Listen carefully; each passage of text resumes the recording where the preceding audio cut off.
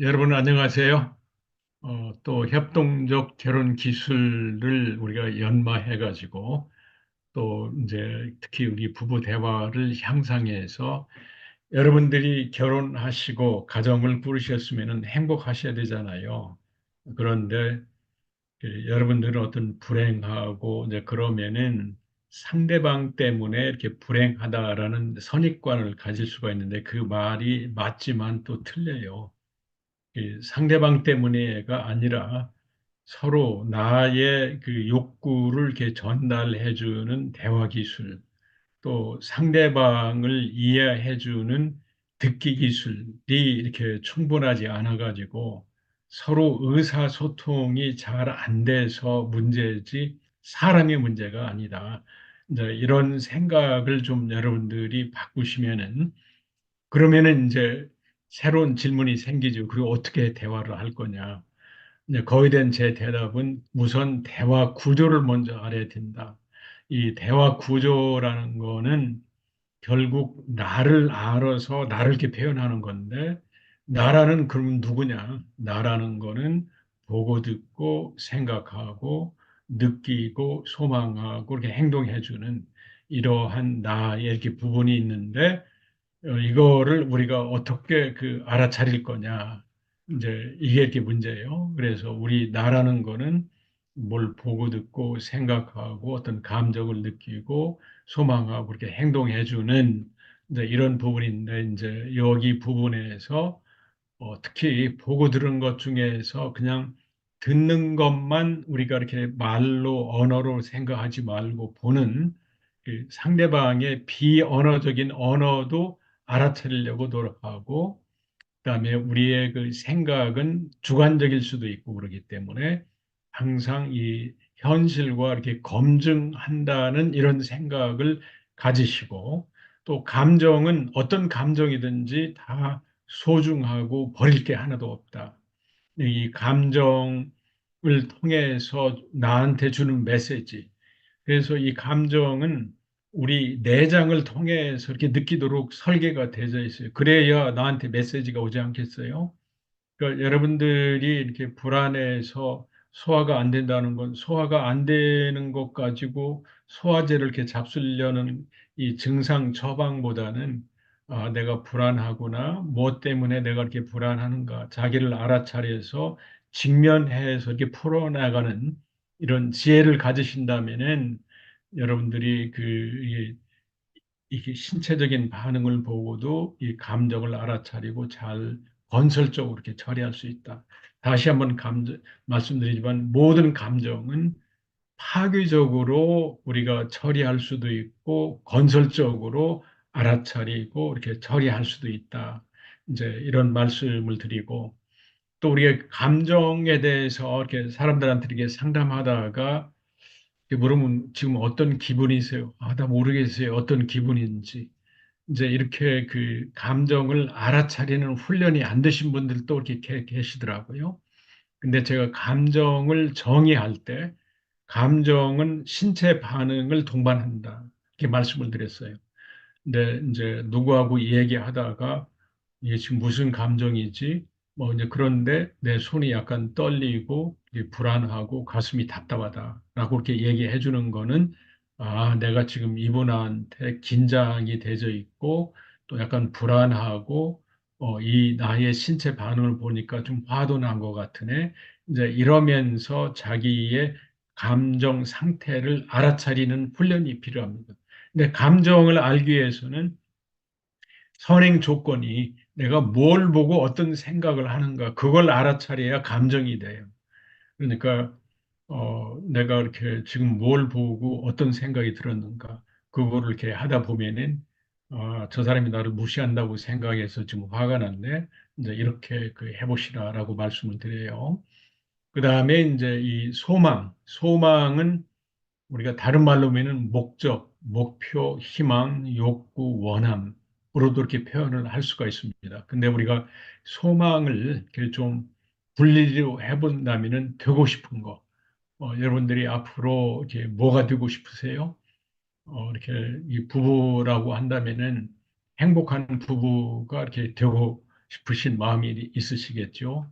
아니면은 또 돈을 많이 벌어서 갑부가 되고 싶은 거, 뭐 여러 가지가 이제 있겠는데, 네, 그렇게 하기 위해서 뭘 하고 싶은가? 아니면은 또 여러분들이 꼭 되고 싶은 걸 하기가 아니라 순수하게 하고 싶은 거. 그러니까 여러분의 재능을 발휘하고 싶다든지, 뭐 이제 이런 거가 이제 있을 소망이 있고, 또 갖고 싶은 거가 있을 수가 있죠. 여러분들이 뭐 돈 있을 수도 있고, 지위일 수도 있고, 뭐 이제 여러 가지가 있는데, 그래서 어쨌든 간에 우리 소망은 되고 싶고, 하고 싶고, 갖고 싶은 거가 있다. 이제 이런 말씀을 여기다 드립니다. 그런데 이 소망을 우리가 이렇게 분리를 해보면은, 나 자신을 위한 소망이 있을 수가 있습니다. 예를 들면은, 아내가 남편 같은 경우에 아내가 나를 위해서 요리를 잘 해줬으면 하는 이런 소망이 있을 수가 있고 아내 입장에서 보면은 남편이 집안일을 좀 해줬으면 하는 이런 소망이 있어요. 그래서 이 소망은 나를 위한 소망이 있습니다. 그런데 이제 우리가 소망이 배우자를 위한 소망이 있습니다. 이 얘기를 하면은 사람들이 무슨 말인지 잘 모르시더라고요. 이 배우자를 위한 소망은 배우자 입장에서 나한테 뭘 바랄까? 그러니까 일단 아내 입장에서 남편의 이렇게 소망을 이렇게 본다면은 물론 요리를 잘해주는 것도 있지만 집안에 오면은 좀 쉬었으면 하는 소망이 있을 수도 있단 말이죠. 또 남편도 마찬가지죠. 집안에 아내가 너무 이렇게 피곤하게 이러니까 당신 집에서 쉬고 싶지 좀 긴장을 우리가 조금 내려놓고 싶지 이런 소망이 있을 수가 있어요. 그래서 상대방이 원하는 소망을 알아차리는 능력이 있으면은 상호적인 관계가 돼요. 그러나 상대방이 원하는 소망을 알아차리지 못하고 내가 원하는 소망만 이렇게 집착해 있으면 이런 사람을 우리가 이기적인 사람이다. 이렇게 얘기를 갖다 합니다. 그런가 하면 또 반대로 내가 원하는 소망은 알아차리지 못하고 상대방이 원하는 그 소망만 이렇게 알아차려서 그걸 이렇게 하다 보면은 이렇게 그 소위 말해서 희생적인 사랑이 되면서 답답해지고 이 소진이 이렇게 되지는 거죠. 그래서 우리가 소망을 얘기할 때는 나를 위한 소망이 뭔가 상대방 입장에서 상대방이 원하는 게 뭔가 또 하면 한편으로는 우리를 위한 소망, 우리를 위한 소망은 많은 경우에 같이 시간을 공유한다든가 또 휴가를 같이 간다든가 또 뭐 이제 이런 소망들이 있겠죠. 자, 그래서 다시 한번 이게 정리하고 넘어갑니다. 이 소망은 나를 위한 소망, 이제 이런 것들이 있고 배우자를 위한 소망, 우리를 위한 이 공동의 이렇게 소망이 있다. 근데 이게 참, 이 말은 쉬운데 이게 이 사실은 어렵습니다. 소망은 무의식적인 소망과 의식적인 소망과 무의식적인 소망이 있습니다. 자, 예를 들어 가지고 저 같으면은 이제 그 아내하고 이렇게 결혼을 해서 의식적인 이런 그 소망이라고 한다면은 아내가 이렇게 좀 저를 이렇게 보살펴 주기도 하고 또 뭐 음식 같은 거 이렇게 잘 해주면은 이제 고맙고 이렇게 하면서 내가 의식적으로 이렇게 알아차리는 이런 이 소망이 있는가 하면은 또 아내에 대한 무의식적인 이 소망이 있는 거를 이렇게 알아차렸습니다. 이 무의식적인 소망은 어린 시절 미완성적인 욕구에서 이렇게 출발하는데 이게 무슨 얘기냐면은 저 같은 경우에 어렸었을 때 어머님이 무슨 일을 이렇게 잘못하면은 거기서 나무라고 이렇게 꾸짖고 이렇게 해주는 뭐 이제 이런 게 있었어요. 이제 그리고 이렇게 쉽게 말하면 또 잔소리일 수도 있죠. 그래서 그렇지만 이게 내가 의식하지는 이렇게 못하고 그랬는데 아내하고 관계에 있어가지고 제가 어떤 일을 실수하거나 제대로 아내의 어떤 기준에 이렇게 닿지 않게 이렇게 그 실수를 했을 때 그 아내가 이렇게 무심코 던지는 말, 당신 이거 또 안 해놨네? 이거 하려면 똑바로 해야지. 라고 하면은, 아, 아내가 지금, 내가 이렇게 예를 들어 가지고 양말을 벗어서 이렇게 세탁기 통에 안 넣고 아무 데나 던져서 아내 입장에서 짜증나겠다. 이렇게 받아들인 게 아니라 그걸 통해서 아내가 하는 말을 통해서 어린 시절에 부모님이 나한테 잔소리하고 이렇게 평가했던 그게 촉발이 돼가지고 뭐 이런 것 가지고 그냥 또 내가 좀 뭐 내가 일부러 그랬나 이렇게 한 것 가지고 그냥 꼭 트집 잡고 그래 하고 이렇게 소리치는 제 자신을 갖다 이렇게 발견하면서 이거 뭐지? 하면서 그걸 갖다가 파고 들어보니까 그 무의식적인 소망. 우리 아내는 엄마처럼 안 되면서 내가 이렇게 실수하더라도 이렇게 차근차근 지적하면서 따뜻하게 지적을 해줬으면 그런 소망이 나한테 있더라고요. 근데 이렇게 문제는 저는 이게 이런 예로 이렇게 들었지만 부부 사이에 이런 무의식적인 소망들이 다 있을 수가 있습니다. 없는 사람이 없어요. 우리는 이렇게 또 이제 임하고 이렇게 부부 치료랄지 다른 이론에서 보면은 우리는 무의식적인 이 소망, 어릴 때부터 이루지 못한 소망을 배우자에게 수용하고 반영해서 그것을 이루어 줄 사람을 배우자로 이렇게 정해가지고 이렇게 산다라고는 결혼 이론이 있고 그래요.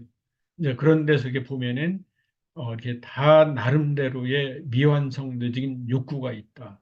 이제 그거를 부부를 통해서 또 치유받고 이렇게 하려는 거가 있는데 문제는 어디서 이렇게 저겠냐면은 지가 뭘 원하지도 모르면서 상대방한테 요구하는 거예요.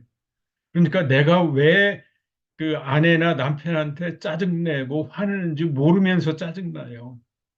그러니까 상대방도 당신이 뭘 원해?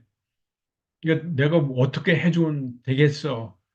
근데 본인도 모르는 걸 이렇게 해달라고 하니까 이게 답답하죠. 그래서 이거가 정도 차이는 있어요. 부부에 따라서 어떤 사람은 미완성적인 욕구가 그렇게 심하지 않은 사람이 있고 심한 사람이 있고. 예를 들어서 어린 시절에 남편이나 아내가 부모한테 학대받았거나 정서적인 버림을 받았거나 이제 이런 사람들은 미완성적 욕구가 이렇게 강하기 때문에 이러한 거를 남편을 통해서 상처받고 치유하려는 이거를 많이 바랄 수가 있고 그래요. 그럴 때 이제 어떤 때는 의식할 수도 있고 그러는데 문제는 남편이나 아내가 내가 뭐 당신 부모야 어떻게 그걸 나한테 바래? 이거는 내가 너무 투머치야. 이게 더 할 수 없어. 막 이렇게 대지면서 거기에서 이렇게 짜증나고 이렇게 화나고 그러면서 이게 부부의 갈등으로 이어질 수가 있습니다. 자, 여러분들이 여러분 자신을 한번 이렇게 잘 들여다보세요. 그리고 이게 강한 사람들은 여러분들이 단순한 이 대화 기법으로 해결이 안 됩니다.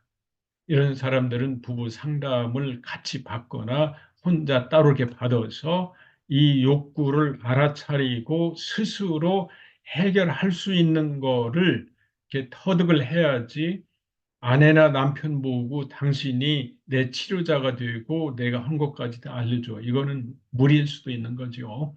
그래서 이런 말씀을 이렇게 드립니다. 다시 이렇게 정리하면은 참, 그 인간이 부부관계가 어려운 거가 이 소망은 이렇게 의식적인 소망과 무의식적인 소망이 있다. 그래서 이제 우리가 이런 거를 좀 더 이렇게 확대해서 얘기하면은 결혼은 혼자 하는 게 아니다.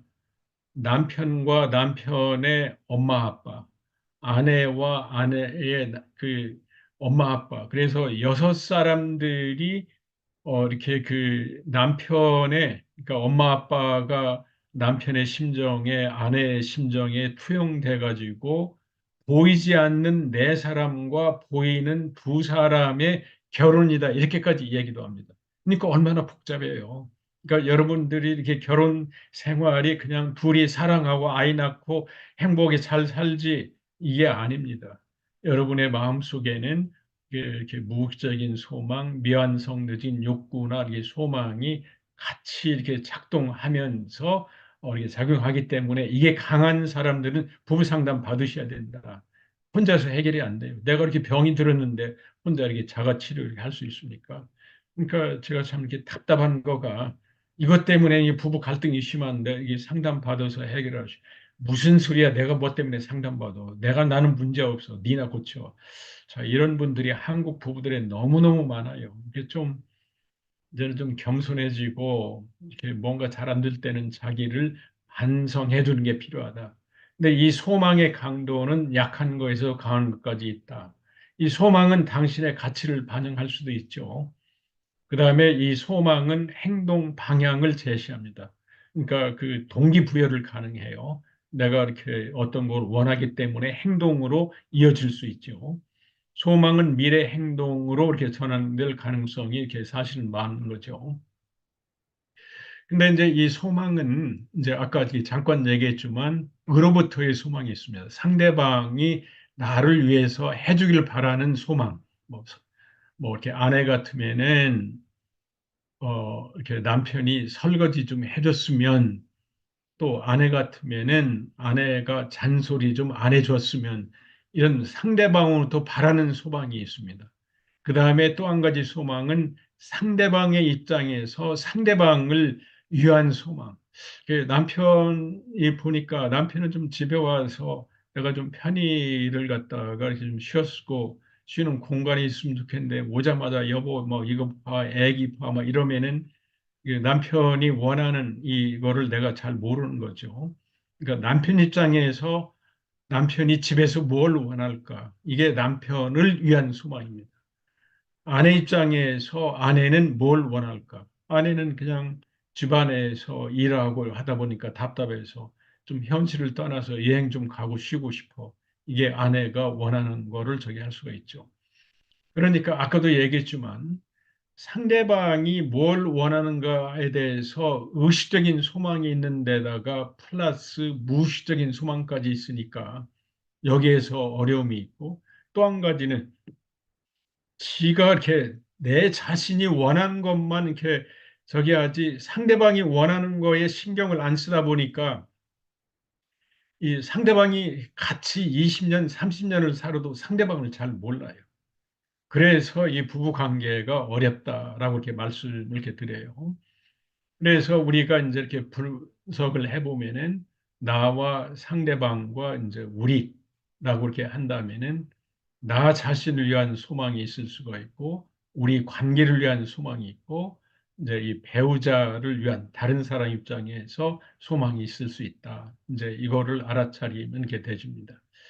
그다음에 이제 우리가 이 욕구하고 소망의 이 차이가 있는데 need 이거는 생존에 없어서는 안 되는 것들이에요. 음식, 뭐 이제 이런 뭐에 대한 뭐 이런 것들이죠. 공기.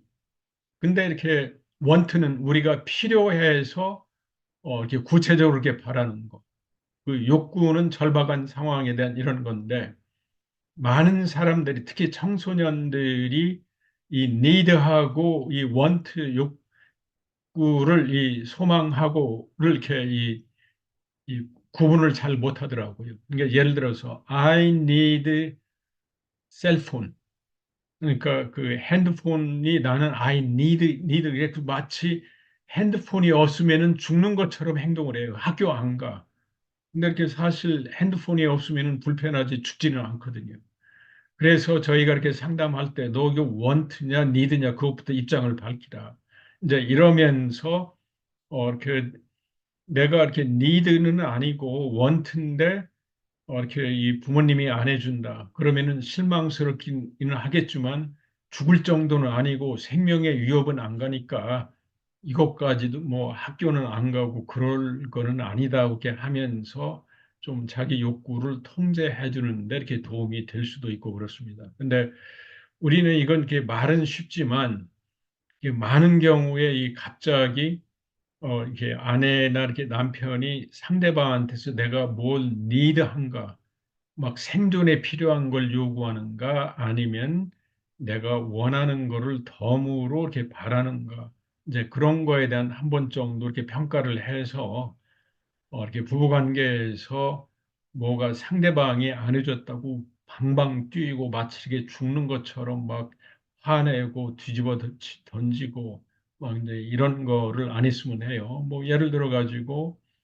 뭐 이렇게 남편 입장에서 아내가 이렇게 뭘 물건 정리를 않거나 뭘 잊어버렸다라고 그렇게 하면은 이거는 I want죠. 뭘 이렇게 해주길 바란다. 근데 마치 need로 이렇게 반응한 사람은 네가 어떻게 이럴 수가 있어? 막 넌 집에서 뭐 한 거야? 하고서는 이 X야 이렇게 욕을 하고 이렇게 반응하는 사람에는 need와 want를 기본적으로 이렇게 구분을 못하는 이런 좀 이렇게 미숙한 사람입니다. 자, 이렇게 갈등이 제가 이렇게 부부 상담하다 보면은 이제 소망 때문에 이렇게 갈등이 되는데, 그러니까 이 부부 상담하다 보면 난 참 억울해. 나 지금까지 살아온 거 이렇게 화가 나. 막 난 저 인간하고 이렇게 결혼한 거 이렇게 후회해. 이제 그 상황을 소망으로 제가 이렇게 분석을 해봤어요. 그랬더니 내가 상대방의 소망을 들어준 것이 10이다라고 하면은 상대방이 들어준 내 소망은 1과 2다. 그러면 10분의 1, 10분의 2니까 이게 그 차이가 많이 나죠. 분모 대 이렇게 이 분자 이게 이 차이가 나니까 이건 억울한 거예요. 근데 이것 때문에 이 갈등이 이렇게 심하단 말이죠. 근데 제가 이제 이걸 이렇게 보면서 우리나라 말 자체가 이렇게 꼭 상대방한테 너가 이렇게 준다, 내가 주었으니까 너도 좀 주어라고 해주는 공평 의식을 이렇게 자극하도록 우리나라 말 자체가 이렇게 구성이 돼 있더라고요. 자, 한번 이렇게 따져보세요. 아내 입장에서 보면은 내가 당신하고 결혼했어라고 하는 게 아니라 결혼해 주고라고 하잖아요. 그 다음에 내가 당신한테 음식 해 주고 아이들 낳아주고, 세탁해주고, 방 청소해주고, 이 주고주고가 이게 우리나라 끝말에 이렇게 들어가요. 근데 영어로 보면은 그냥 I did, 뭐 이렇게 되지, 거기다가 did나 이렇게 해놓고 기부란 말이 이 첨가가 안 된단 말이에요. 근데 우리말은 꼭 이 기부가 이렇게 해주고라는 말이 꼭 이 끝에가 들어가요. 그러면서 억울한 게 네가 나한테 해준 게 뭐야. 참 그래서 우리나라 사람들이 이렇게 공짜로 주는 것 같지만 받고 싶어 하는 이런 욕구가 강한 민족이에요. 참 이거 보고 참 이렇게 깜짝 놀랐어요. 그래서 이 친한 사람일수록 며느리와 또 아니면은 시부모 이렇게 친척일수록 서로 잘못 지내는 거가 뭐냐면은 내가 네한테 이렇게 해 주었는데 네가 나한테 해준 건 뭐야? 이러면서 억울하고 화난다 이렇게 돼요. 참 어떻게 생각해요? 여러분들도 이 부부관계에서 그런 게 있지 않나요?